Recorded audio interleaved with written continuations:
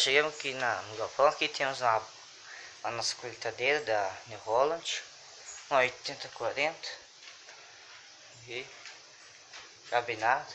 Aqui temos o nosso posador, que é de comando da Toro, 600 litros.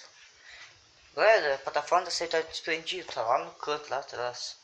Aí não sei se dá pra chegar ali do outro lado.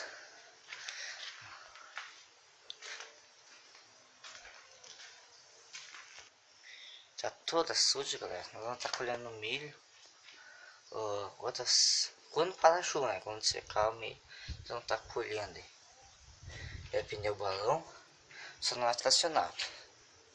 Esse pneu eu acho que o botão ontem tá tocando já, tá arrebentando já quase. Tem como picador. Picador é novo.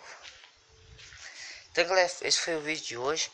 Comentem aí, galera, qual vídeo vocês querem que eu faça. E deixe o seu like, ative o sininho para receber toda a notificação aí dos vídeos que eu fizer.